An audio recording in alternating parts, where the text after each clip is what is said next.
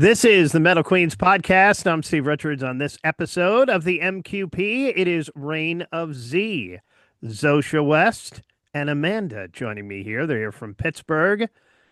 Zosia is the fearless frontwoman of Reign of Z. Amanda's the drummer.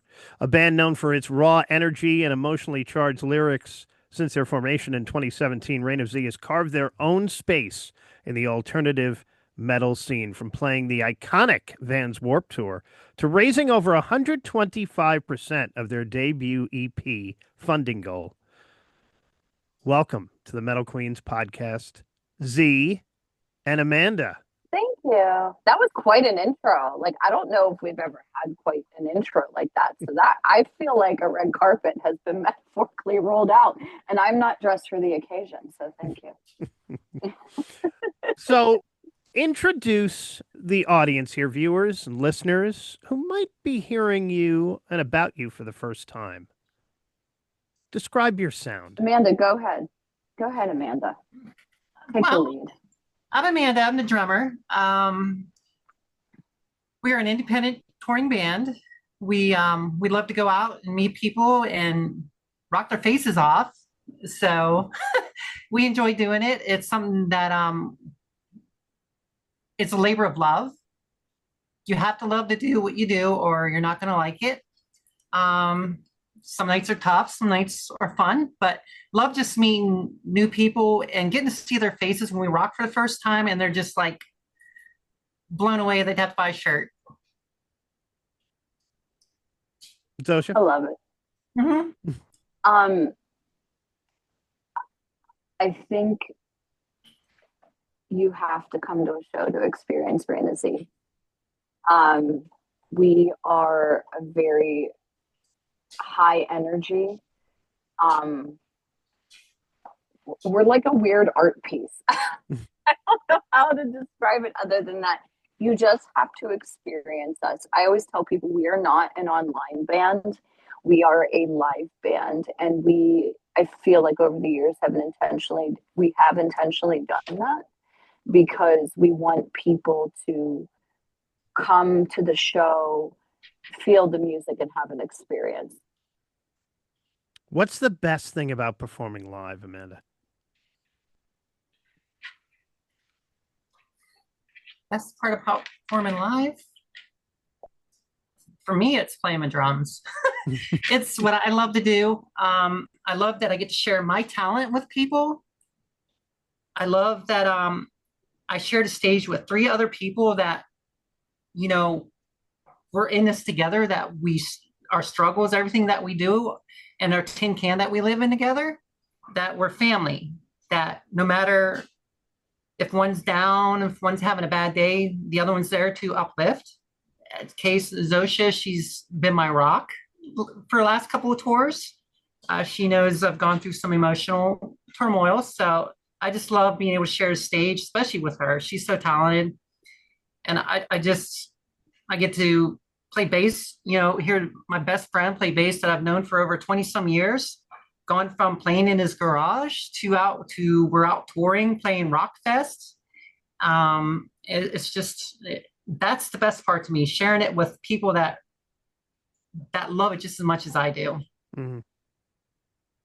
Zosia, best thing about performing live? Yeah. I have to say, being able to create this magic that we have as a unit, there's something to be said. Like, Amanda and Berg have played together. Amanda, would you say like over 20 years? Is that a fair statement? Over 25 now. Mm-hmm. Okay, over 25 years. So there's chemistry that you just can't recreate, like you can't fabricate, and Grayson has been such a wonderful addition to the band. A lot of people don't know this. He's not only talented, he's so funny in real life. And it's a shame because not everybody gets to see that side of him, but he always makes me laugh. And being able to be with somebody like Amanda and Berg that has such a strong musical foundation and share that with people, you just can't put a price tag on it. There's just that kind of magic that you have to come see live. Now, Amanda, you have an interesting perspective here. So you were the OG in this band. Hmm. You came back to the Yes. band last year. What's it like leaving and coming back to a band? Oh, it's a good question. There's a lot of what hazing. I get a lot of hazing. I get a lot of it's love. And It I is know love. I know they're happy to have me back. And I'm happy to be back with them. Um, like I said, I've known Berg for so many years. And I Yeah. know Berg has to be happy having me back with him. Because originally our plan was to take this as far as we could. And I'm glad that in my absence, they went far beyond what I ever thought the band would go. And be able to come back into that environment, and I have to prove that, I want it just as bad as they do. And I'm just happy, Yeah. very happy. We're happy to have her back. There was a lot of, I think any band can say when members leave and come back, there's a lot of like healing and growing, that people have to do. Sometimes people will leave on amicable terms, and you genuinely in your soul wish them the best, because what we do is very hard, especially on our level. A lot of times I will break it down for people and they look at me like I should have been committed to a psych ward. So, so um, you know, I think Amanda, when she stepped away from an outside perspective looking in, as much as it felt like it wasn't the right choice, I think it was the right choice, because this version of Amanda that we have now versus the 2018 version of Amanda can handle, I feel, some of the stress and the hurdles that we have at this point in our careers. And I don't want to put words in her mouth, but like, this is just my outside perspective, looking in, looking at her as a human being, has she has grown. So we're absolutely happy to have her back, because like I said, you can't put a price tag on that long-term chemistry that her and Bird have. When I was researching you guys, I came across the motto, comfort the disturbed and disturb the comfortable. It's very Oh yeah, powerful. that was me. That was you, Z. Where did that come from, and how does that shape your music? Came from my brain like the other, psycho circus playground that is my mind. Uh, the thing about our music is, and I learned this through therapy, believe it or not. I've said a lot of crazy shit in therapy. I will not repeat it in this podcast because I don't want you to get canceled, and I don't want us to get canceled.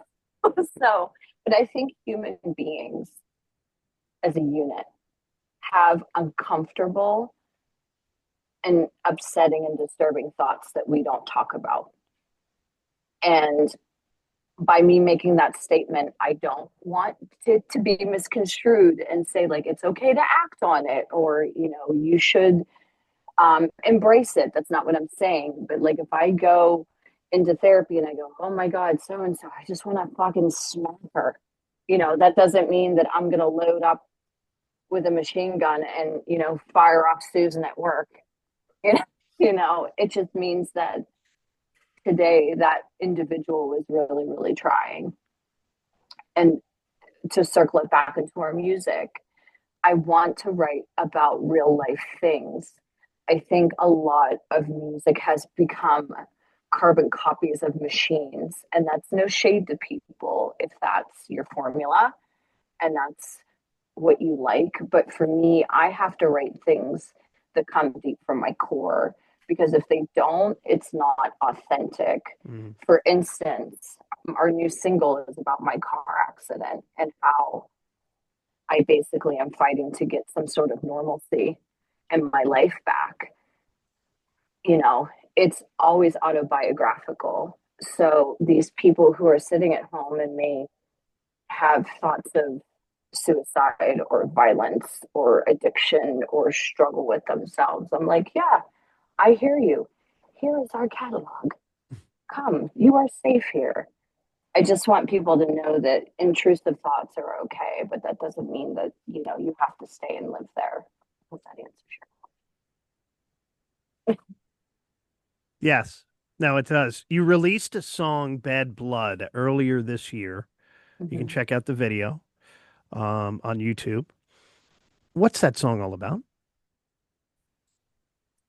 It's about loving somebody with mental illness who won't take care of themselves. Um, I make a little speech before we perform, and I always say, if you love somebody with mental illness who doesn't take care of themselves, I hear you and I'm with you. And if you struggle with mental stuff, which everybody in this band does, now, as far as like how transparent they want to be, that's up to them and how they want to share their journey. But I've been very open about mine. Um, when you love somebody who won't take care of themselves, to quote like one of my song lyrics, all you spew is bad blood, because it's just venom that's coming out of people because they won't take the time to do the work to heal themselves. Is it cathartic for you? Oh my God, yeah. That's why I always tell my family, I'm like, you should be so thankful that I do this because I'm not in jail. You know, this is my way of, and I think Amanda can touch on this too. Like music, even though I write about a lot of like horrible dark shit, once I write about it, I kind of see it as a cemetery. I can put it in a coffin, seal it up, and put it away. Mm. And I don't relive it anymore. I relive it enough to perform it, but at the end of the night, I'm not triggered the way that I used to be when I was writing. The one song, though, that I still get emotional when I perform, it depends on the circumstances. Nothing Gold Can Stay. That's probably the one song that sometimes live I will choke up. But other than that, a lot of them I can just kind of put in a nice little coffin and put them away. When you perform a song that has that kind of emotional impact on you for the first time when you perform it live, you said sometimes you choke up with it. Do you also think about all the work that went into the song? Yeah. I mean, I know you yourself have interviewed so many different bands, probably from so many different backgrounds. I mean, for people who don't know who we are, like we're completely DIY. So, what does that mean in 2025? I tell people we didn't win the sperm lottery. We don't have a billionaire like funding our band, and none of us work cushy jobs. So, not only do I think about the message of the song, I think of how much of our hard earned money we have put into the like exoskeleton of the song to bring it to life, to give to people, to, absorb online because, I don't want to put Amanda on the spot, but she can even touch on this. Like, she can tell a story about how she essentially had to choose the band or her job. Mm-hmm. What's the story That's behind your that, story. Amanda? Yeah, that's your story to tell, not me. Well, what's our enemy? Comfort is our enemy. Yeah. If we're comfortable, it's hard to break out of that shell. You could be miserable every day, go to work, but that comfort is, you could pay your bills, everything. But when you want to chase your dream, you have to leave that comfort zone. And you have to be creative of how to, you know, be able to support yourself, support the band. You know, as Zosia says, and we all say, we're glorified t-shirt salesmen, that we rely on 100% of the people we play in front of to buy our shirts, to buy any of our merchandise, because that's what gives us gas money, food money to go to Waffle House, or just to be able to keep doing this. Because like Zosia says, we have no backing. We have no millionaire that's supporting us. We have no rich family, no heir, no heir to a great, bunch of money. Everything we're doing is on our own. We will play a show. We don't care if it's 50 people in the crowd or 1,000 people in the crowd. We're going to play that the same intensity and velocity that we do every single time. And we're going to pour our hearts into it. And we're going to wake up in the next morning hurting, our bones creaking. Poor Berg going to die, but he still keeps going. Poor guy. He's the glue that holds us together. And we have to be there for him to support him, because the poor man, we rely on him 100%. We do. He does. He takes care of our sound. He takes care of business. Without him, he's the glue of Reina Z. But, poor guy doesn't get the credit. But, it's just us wanting this so bad, and to be able to follow our dream. If it wasn't hard, anybody, as I said before, anybody picks up a guitar, anybody plays drums, anybody that just, sings could make it. It's how bad do you want it? And getting out of your comfort zone. Right. And to find 3 other people that want it just as bad as you do, that's timeless. I can't tell you how many people around here are like, how did you find people to tour with, let alone that want the same thing you do? I said, luck. Psych website. No, I'm kidding. No, luck. Found him at a mental institute. Luck, because I've been in those local bands that just want to play in the basement and don't want to go any further. That's how I met this crazy woman. I went to her CD release party and took her from that band. You did? I did. In her basement. I literally said, I want her. She threw me in the basement. No. Threw you in the basement. Yeah. I tied her up. Tied you up. Yes. Threw me in the basement. No. And then I saw my friends that wanted just as bad. And instead of trying to struggle in the separate bands that we were in, we came together. Yes. And, sometimes life throws you, curveballs. You think you want to get married and try to do the whole, Mama June Cleaver. But in the end, I'm at where I'm meant to be. And I believe that's fate. I believe, you don't get a second chance a lot of times. And when you get that second chance, you don't squander it. You take it and go for it. Yes. Yeah. And that woman right there, people, if someone would told me a few years ago that I'd be back in the band with her, I would laugh your ass off. I would laugh my ass off, because you don't get a second chance with Zosia West. And I'm going to cry, because no, it's all right. I got a second chance with Zosia West. I got a second chance with Berg. But I just want to touch on you don't get that in life. I just want to touch, like, Amanda did a lot of work on herself, you know what I mean? And, I just want to clarify. I think if people come to you with, like, grace and remorse and, accountability, that's a huge thing. I think we don't take enough of that in 2025. I think everybody should have grace and forgiveness, Yes. But also, to circle back to the beginning of the conversation, you're not the same person in 2018, and neither am I.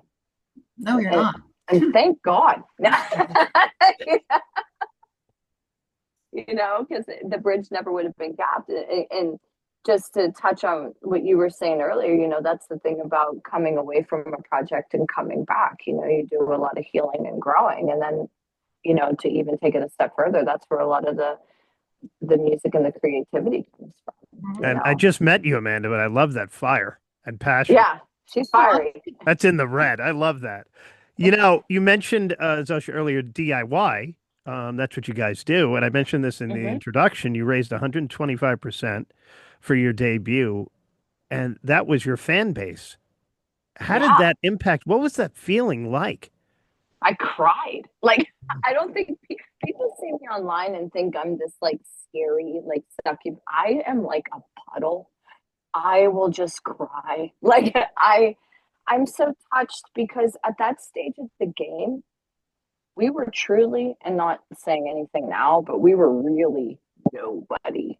I mean, we were like yokely dokely local band trying to break into the touring circuit. So the fact that so many people backed us at that time on a whim, it's really touching. And we've gone back and forth about crowdfunding again for another EP because so many people have asked. And I'm like, I don't think y'all realize like who we work with and how expensive they are. Because what we raise would probably, in 2025 have to be double.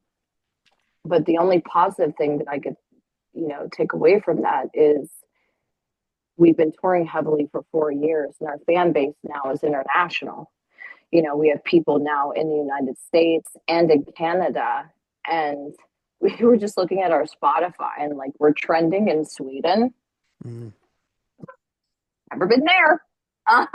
So maybe we might tap into internationally. So I'm always the type of person, I will always be humbled when we take any sort of win, whether it's meeting our goal or somebody bigger than us, takes us on a tour or somebody bigger than us pays attention. I don't feel like that feeling ever gets old. That I just start crying like a blubbering idiot. Mm. And I won't do it today. you might not. Um, But and for the fans, this has to be humbling too. You use the word humbling, who say your music helped them through their own dark times. That has to be very rewarding. oh God, I can't tell you how many shows, and I don't know if Amanda's had this experience, but they'll come up to me and be like, "Yeah, my daughter passed away, and we listened to your music," and I'm like crying. I'm like, what? you know, it never gets old. And truly, at the core of it, that's why I do what I do. Because I never want those people who are punching that time clock or maybe doing something they shouldn't be doing, if, they're a hustler or, maybe even somebody who's going to medical school and feels the pressure from their family. It's like, we get it.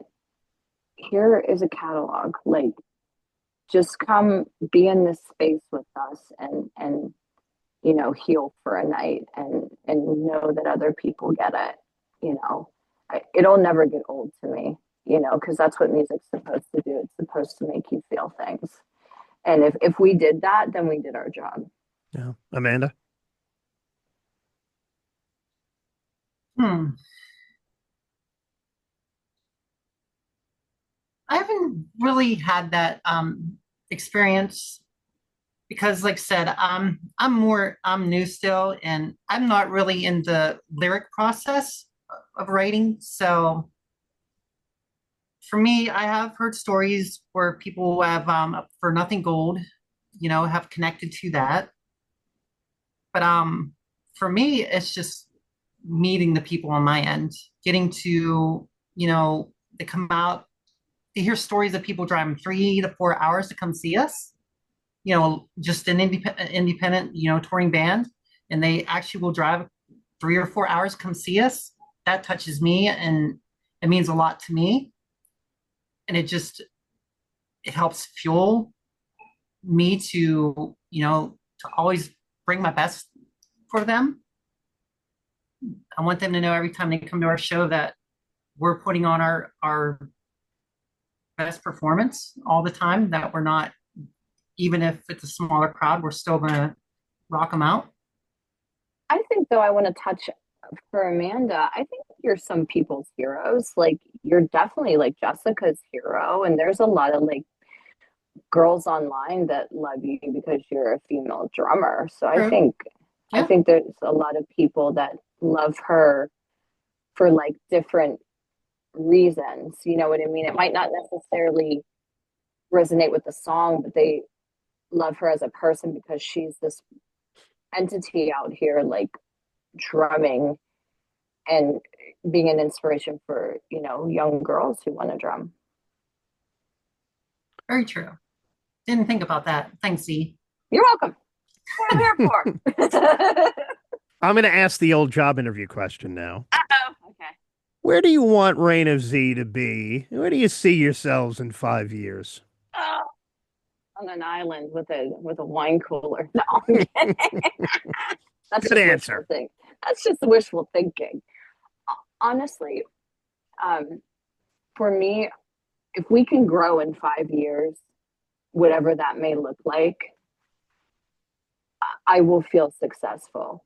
You know, we always say if we grow a little bit more each year, then we're doing our job as a band, you know. And Berg always says this. He goes, I'll stop touring when they stop booking us, you know. Yeah. And each year we grow just a little bit. And I'm sure you know this. It takes a band now 8 to 10 years to break into like mainstream. Yeah. But if we can make a living off of it, where I feel like we're not robbing Peter to pay Paul and working all these odd and end jobs while we're home, I will consider that as successful and winning. And that's what I would like to see our goal in 5 years. Amanda, take it away.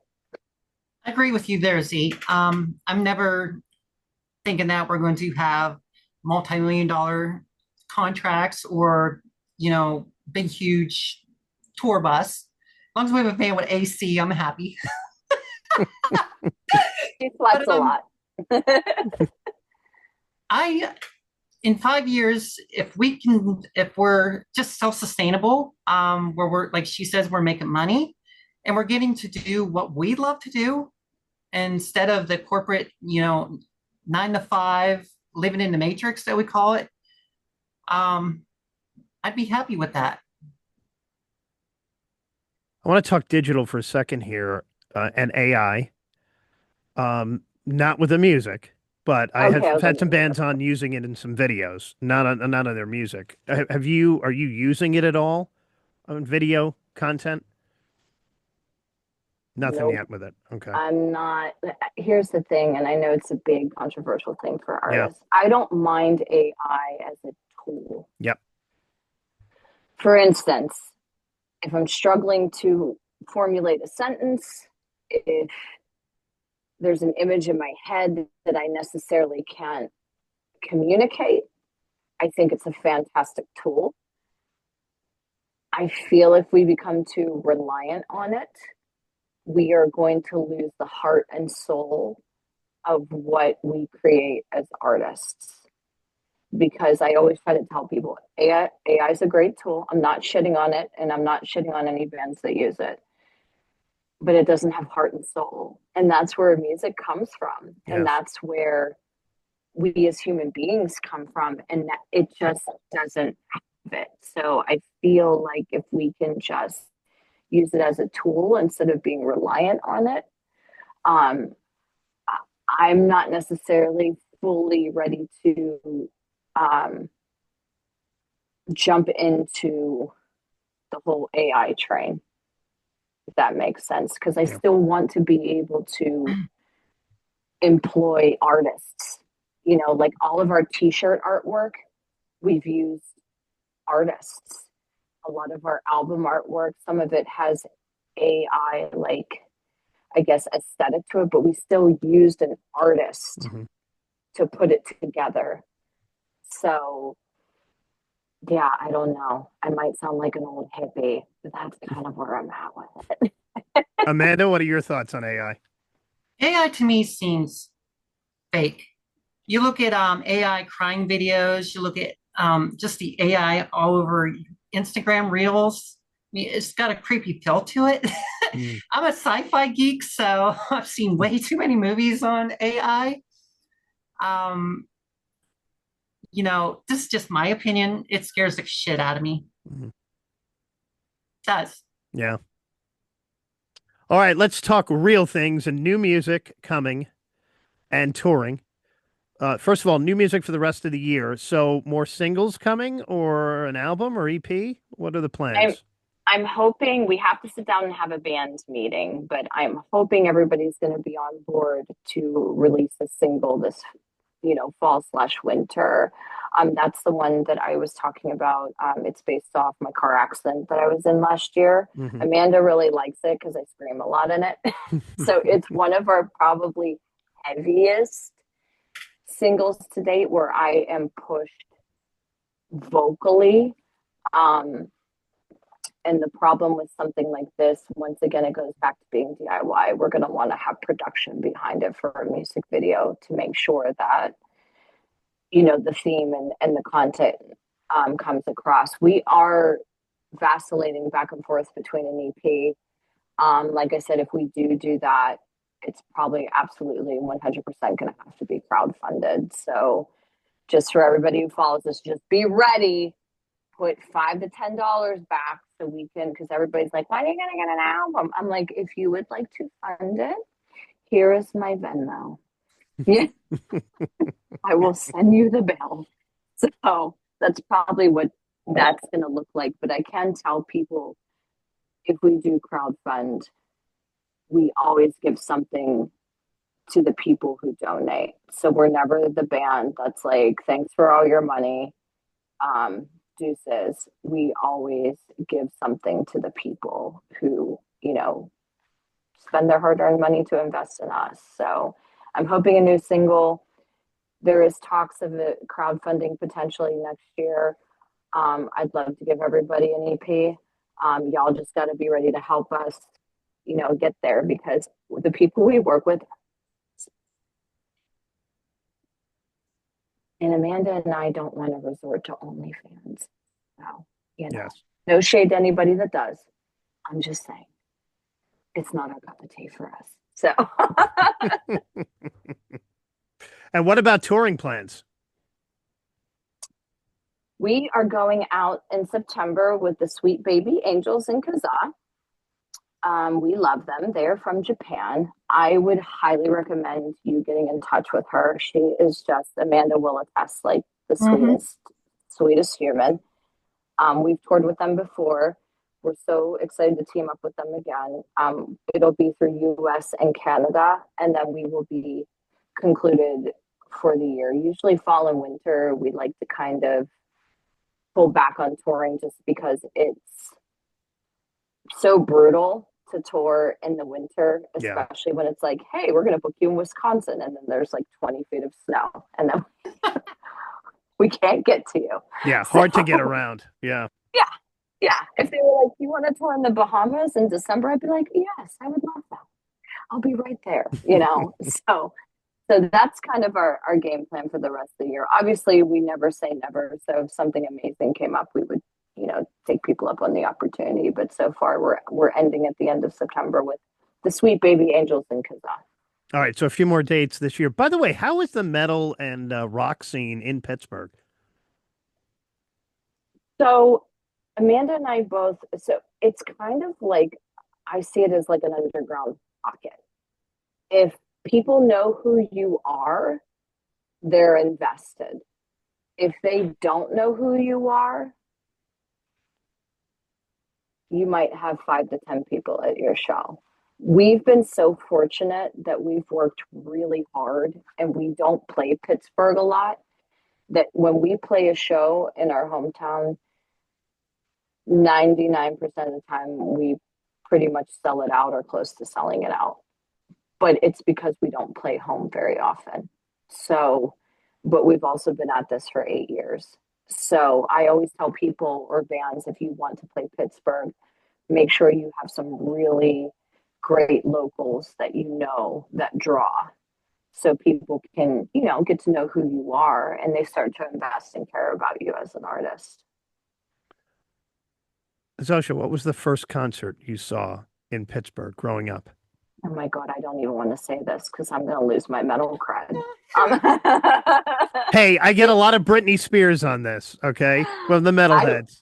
I love Britney Spears. But we don't talk about that. Love her.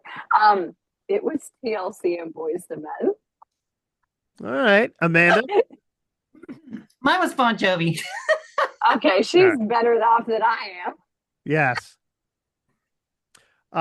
First album that you bought?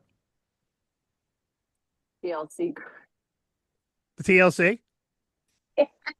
And Amanda, was it Bon Jovi for you? No, actually, my first CD I bought was Weezer, the Blue Album. Nice. He wins. He wins again there, yes. Just like black out my screen, I'm done. I bought that album when Weezer first came out with the Sweater Song, and nobody knew who they were. Yeah. And what's funny, the thing about when you buy a CD from a band that's unknown, you feel you're happy for them, but you're like, no, this was my band when they go big. Mm-hmm. You're like, I listened to them before anybody knew who they were. Yeah, you always run into the guy who said, I saw them before they were nobody at this small little club. One band them playing in the basement. In the basement. Yes. I was there with 2 other people. In the basement. Yeah. Yeah, like we went on tour with a band from Chicago, and I got to hear one of their fans that tours with them. He's like, I saw Smashing Pumpkins before they were big. I saw Disturbed before they were big.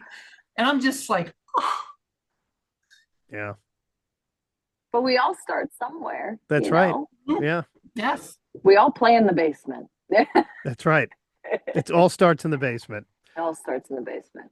Zosia and Amanda from Reign of Z. reignofz.com is the website. You can get updates on new music, on touring plans coming up as well. Make sure to check out their music wherever you stream your music. They've got some great videos up there. Follow them on social media and catch a live show too. Yes. We don't charge for meet and greets, so you can actually come out and meet us, and we will spend time with you and talk to you. So, ladies, thank you for joining me. Thanks for having us. And this is the Metal Queens podcast. Rock on. And like it, share it, subscribe to it. Thanks for watching. I'm Steve Richards.